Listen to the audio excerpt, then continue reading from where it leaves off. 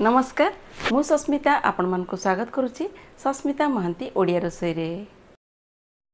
आज मु आपण मानक साग मुग तैयारी करी देखैबी जोटा कि ओडिशार गोटे फेमस रेसिपी। एथिपाई मु आधा कप मुग डाली नैछि। मुग डाली को कौन करबा भाजी नबा। गैस रो फ्लेम को लो मीडियम रखिकी मुग डाली को हल्का टिके भाजी नबा। जमती हल्का हल्का टिके ब्राउनिज हो जिवो आमे मुग डालीटा को काढ़ी दबा। एना देखंतु मुग डाली भाजी हो गलानी। एना को गोटे जगह को मु काढ़ी दउची। गोटे कड़ाई नहीं गली। कड़ाई रे वर्तमान पानी पके दबा।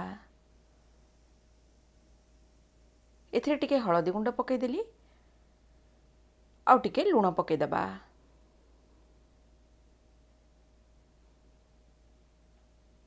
पानीटा को टिके फुटिबा को छाड़ी दबा।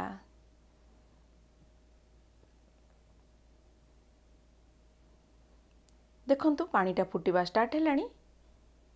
एना एथिरे काटिकी रखिथिबा आलू को पके देली। मु दुईटा मीडियम साइज रो आलू को काटी नेछि। आपण जतिके अमाउंट रो करिवे से हिसाब रे आपण परिबा यूज करिवे।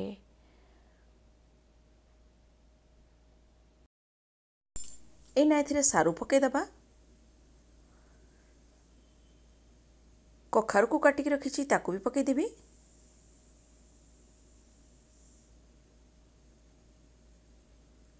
गोटे मीडियम साइज रो बैगण को काटिकी रखिछि ताको पके दबा।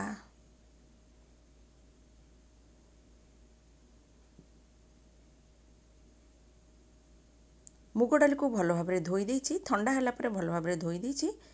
एना मुग डाली को भी पके देली। एना को कवर कर देबी और डाली परिबा सिजिबा तक आमे को फुटेबा। देखंतु परिबा और डाली भल भाबरे सिजि गलानी।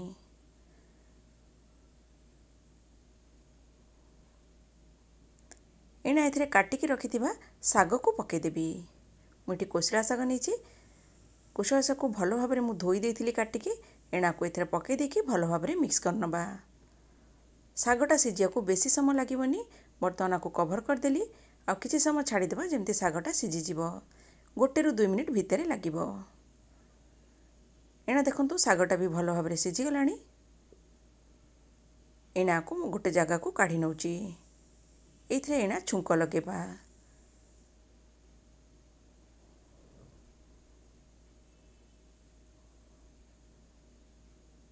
छुंक लगे गोटे कड़ाई रे मु सोरिष तेल नहीं जाउची। आपण जदि बिना पियाज रसुण रे करिवे ताले रिफाइंड ऑयल रे फुटण जीरा लंका देकी भी आपण करि परिबे।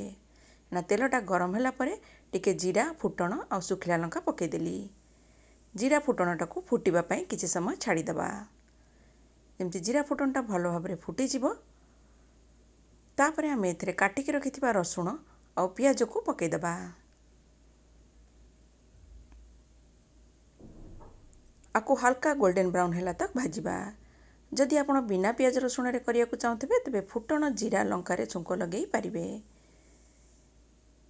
एना देखंतु हल्का गोल्डन ब्राउन हे गलानी।